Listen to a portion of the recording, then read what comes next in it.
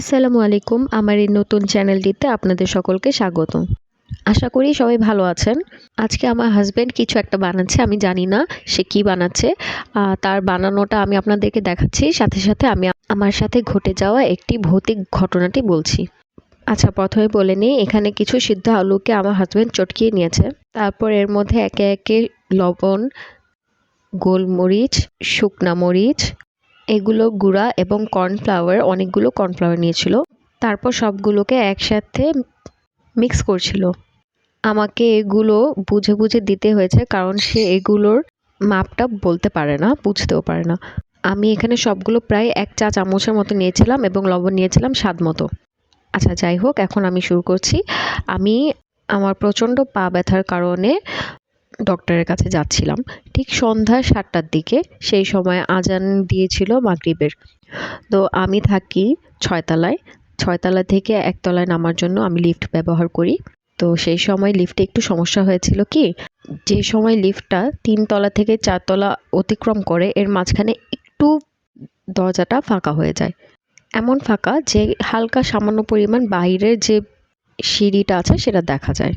তো যে সময় আমার লিফটটা ৫ তলায় আসে, তার উপর থেকে দেখা যায় যে লিফটটার নিচের দিকটা একটু ফাঁকা হয়ে আছে, দরজাটা। তো লিফটটা যেভাবে আমার নামা শুরু করে, আমার মনে হয় কেউ একজন নিচে থেকে মাথাটা দেখা যাচ্ছে। আমি মনে করেছি যে কেউ একজন আসবে ভিতরে। তো যখনই সোজাসুজি হয় লিফটটা আমার আর উনার মাঝামাঝি, আমি দেখি যে কোনো শরীর নেই, শুধুমাত্র মাথাটা আর অনেক বড় বড় লাল লাল গোল চোখ আমার দিকে আসার চেষ্টা করছে, কিন্তু লিফটের বাইরে বাইরে থেকে ভেতরে ঢুকতে পারছে না। এইটুক দেখার সাথে সাথেই লিফটটা আবার নিচে চলে যাচ্ছে। এইটুক সামান্য পরিমাণ সময়টা ছিল লিফটটা যাচ্ছে, আর এইটুকু আমি জিনিসটা দেখেছি। আমি বুঝতে পারি যে কোনো একটা জিন দেখেছি। আমার খুবই ভয় করে সেই সময়টা। আমি একতলায় যাই। তারপর আমার মাথা কাজ করছিল না যে কি করব, উপরে যাব, বাসায় কিভাবে যাব, রুমে, অথবা বাহিরেই কিভাবে যাব। এটা ভাবতে ভাবতে আমি বাহিরে চলে যাই, কিন্তু আমি বুঝতে পারছিলাম না যে আমি কি করব। তারপর আমি ডক্টরের কাছে আর যাই না, রিকশায় উঠে আবার নেমে যাই। তারপর আবার যখন আমি ওপরে যাব, তখন আমি চিন্তা করি কিভাবে যাব। আমার বাসার নিচে যেগুলো চাচারা থাকেন, বাসার কেয়ারটেকার চাচারা, তাদের মধ্যে একজন ওখানে ছিলেন। ওখানে ২ জন থাকেন। যে একজন ছিলেন, ওনাকে আমি বলি যে আমি একটা কিছু দেখেছি এরকম, এখন আমিও ওপরে যেতে ভয় পাচ্ছি, আমি কি করব। তো উনি বলে কোনো সমস্যা নেই, আমার সাথে চলেন। তারপর আমার সাথে উনি উঠেন লিফটে। তারপর আমি আমার রুমের ভেতরে আসি।